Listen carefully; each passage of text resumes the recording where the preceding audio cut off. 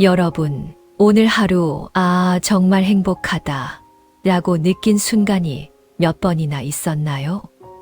아마 대부분의 분들이 먹고 사느라 바빠서 그런 기분 느낄 새가 어딨어 라거나 로또라도 당첨돼야 행복하지. 맨날 똑같은 일상인데 무슨 이라고 답하실 겁니다. 우리는 늘 행복을 찾아 헤맵니다. 기분이 짜릿하고 즐겁고 남들보다 앞서가는 무언가가 있어야 행복하다고 믿죠.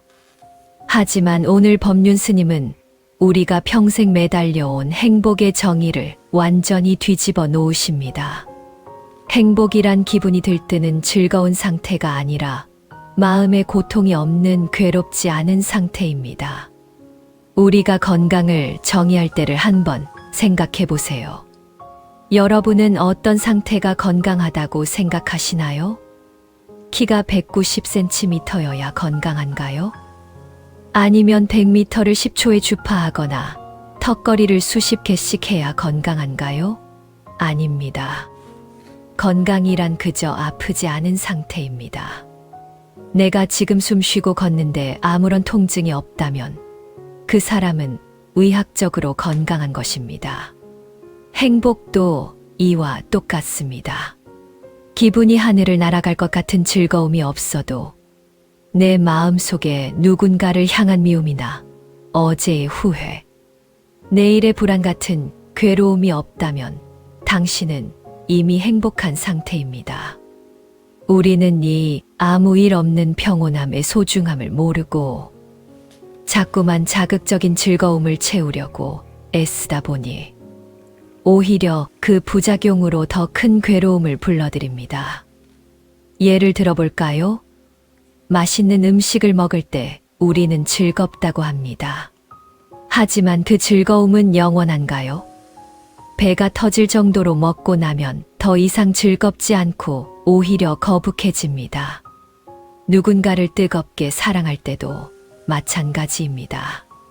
그 사람이 곁에 있을 땐 구름 위를 걷는 것 같지만 조금만 연락이 안 돼도 불안과 질투라는 지옥불에 떨어집니다.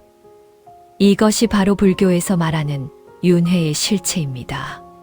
죽어서 소가 되고 개가 되는 것이 윤회가 아니라 내 마음이 즐거움과 괴로움 사이를 시계추처럼 왔다 갔다 하는 것 자체가 윤회입니다.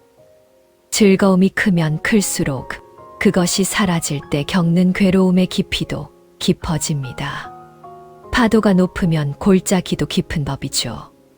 그래서 스님은 즐거움조차 사실은 괴로움의 씨앗이다라고 말씀하시는 겁니다. 그렇다면 어떻게 해야 이 반복되는 괴로움에서 벗어날 수 있을까요? 스님은 괴로움은 정신작용의 고장이 난 상태라고 정의하십니다. 옛날 사람들은 전염병이 돌면 귀신이 고칼 노릇이라며 굿을 하거나 마녀 사냥을 했습니다. 하지만 현대과학은 그것이 바이러스나 세균 때문임을 밝혀냈고 항생제를 만들어 치료했습니다. 마음의 괴로움도 똑같습니다. 내가 전생에 죄를 지어서 사주팔자가 사나워서 신의 벌을 받아서 괴로운 것이 아닙니다. 미움이 올라온다면 왜 미운지, 슬픔이 차오른다면 왜 슬픈지 그 원인을 과학적으로 규명해야 합니다.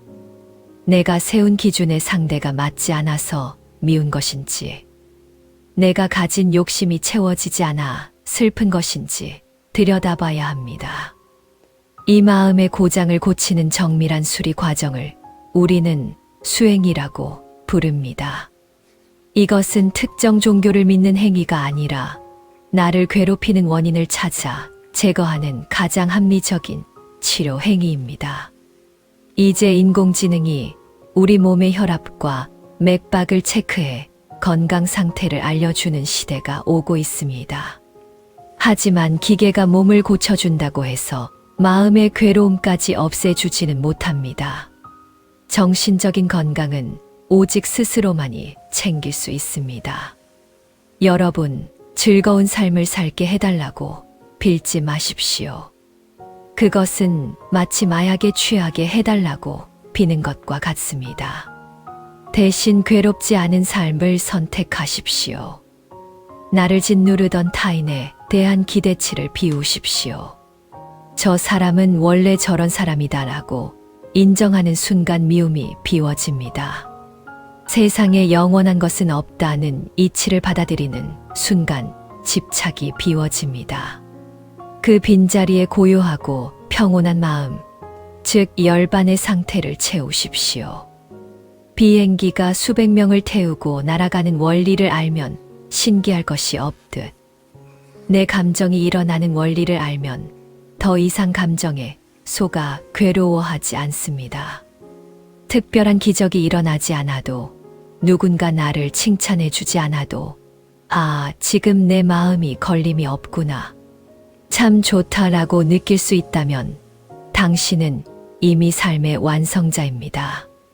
오늘부터는 밖에서 파랑새를 찾지 마세요. 내 안에 가시 돋친 마음들을 하나씩 뽑아내는 지혜로운 하루를 보내시길 바랍니다. 성불하십시오.